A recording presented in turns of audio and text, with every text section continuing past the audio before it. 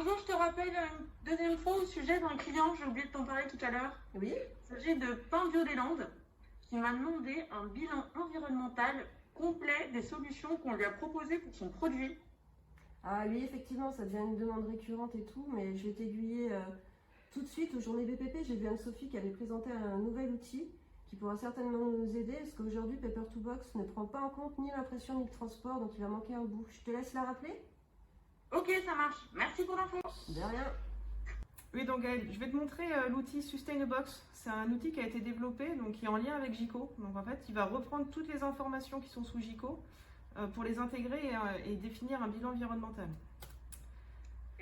Donc par exemple, si tu veux faire un rapport sur ton client, sur tout ce que tu as livré, donc là on va regarder ce qui se passe chez Pain Bio des Landes. Donc là on va mettre une période d'analyse, donc là on va faire le bilan par exemple sur 2019.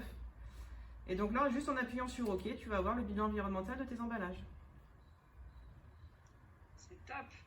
Et si jamais on veut faire un focus que sur un seul élément?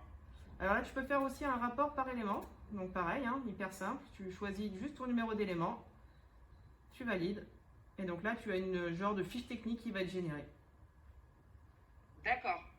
Et dans la mesure où il y a certains éléments de la fiche technique que je voudrais ne pas communiquer? Alors là, tu peux aller dans l'outil paramètres. Et donc là, tu peux cocher ou décocher les informations que tu veux voir apparaître. Par exemple, si tu veux pas voir le détail de la composition, tu le décoches. Ok, super. Et là, je vois que tu as un petit onglet comparer.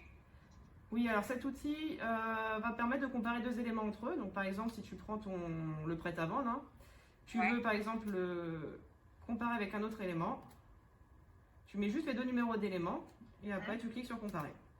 Et donc là, tu vois la différence que tu as entre les deux éléments. Super.